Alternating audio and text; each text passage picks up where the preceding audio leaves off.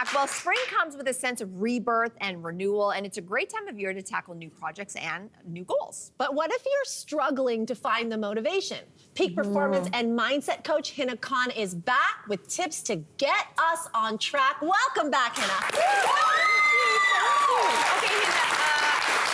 I'm sure there are people out there who can relate to this. You're struggling with motivation, and you say the key is intrinsic motivation. Tell us a little bit more about that. Yeah, absolutely. Most times when we are motivated to do something, there's something outside of us that's the driving force. It could be an incentive, a reward, praise, recognition. And there's nothing wrong with that because that can get the ball rolling. Like, I love a good incentive. Yes. Right. But for it to stick, it's got to be connected to your own values. And that's the intrinsic or the internal motivation. You know, the things that you do when nobody's going to see it. The things that you do, regardless if you post it or not, those are the things that are sustainable. So give us some, I need some real life examples, Hina. Okay. So my oldest, he's 15 now, 12 and a half, he comes to us and says, my husband and I says, I want to be a vegetarian.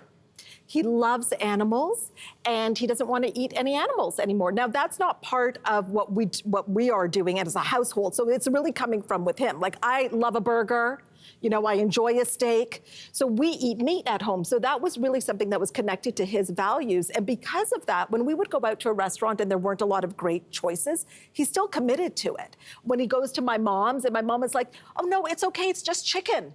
I don't know. Apparently that somehow doesn't count. But he can say no and not worry about offending her because his commitment to this is really strong.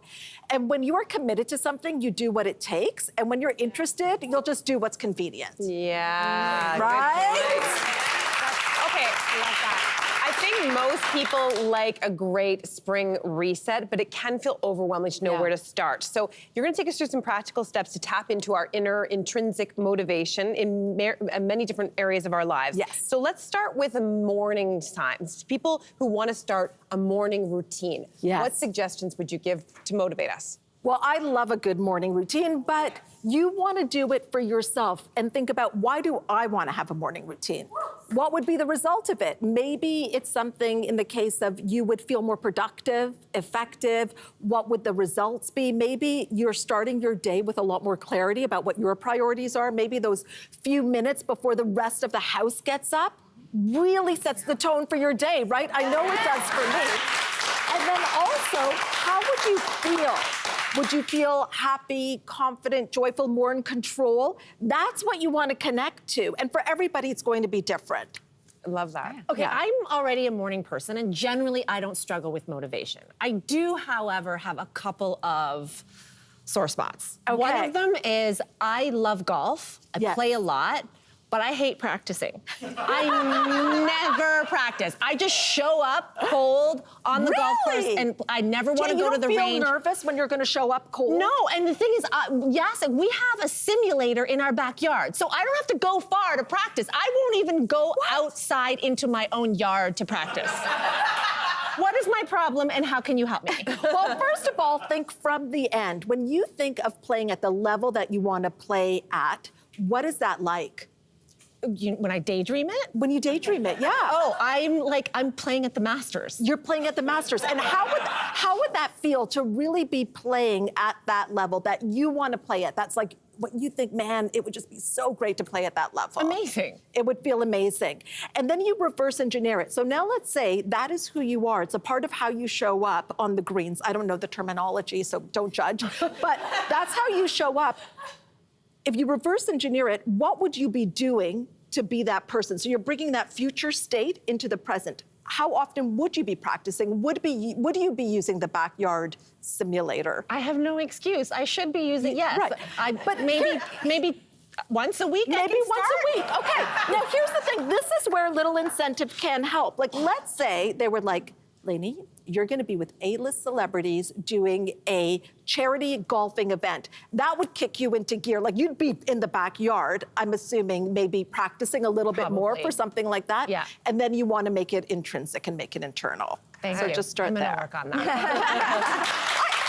I don't even know what that looks like. What's a backyard simulator for golf? I'll show you a photo. Yeah. Okay, so here's scenario number 3, Hina. Yes. So for me, it is very, very hard to actually turn myself off to the point where, you know what, I don't want to sit at home and relax or maybe just go out with friends, because there's a guilt factor that kicks in, because I think, you know, this time for myself, I could be doing the laundry. Oh my God, the floor. I can't stand looking at the floor anymore. Those toilets have got to be done. And I kind of guilt myself into being like, no, I'm not going to go out and nurture those friendships or those activities or even just sit by myself. I cannot sit at home alone and do nothing. It's impossible, because all I see is a dirty house. So how do I lean into that? Yes, like to give myself some time to breathe. We're changing your whole summer. You are going to be leaning into this. This is. So when you think back to the times where you are out for drinks with your girlfriends or spending time with them, what value does that bring to you?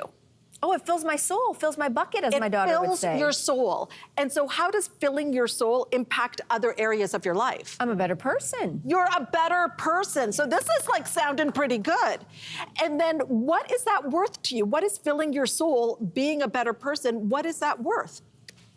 I mean, it's worth everything, because I'm a happier person at home. Yes, right? And so everybody benefits.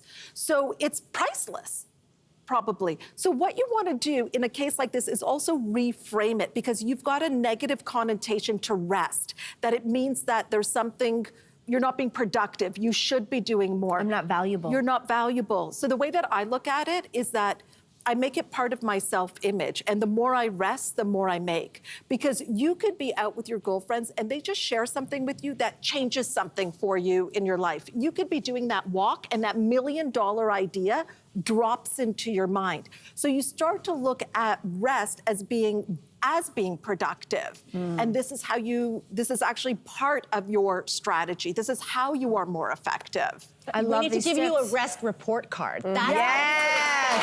That'll motivate me. I love How much did you rest this week? This is what can happen. You can have a lawn chair in your backyard, you do the golf thing, and you rest and watch. Done. Hina, thank you. Great tips. Thank you. As always. Thank you so much. We're going to take a quick break. We'll be back after this.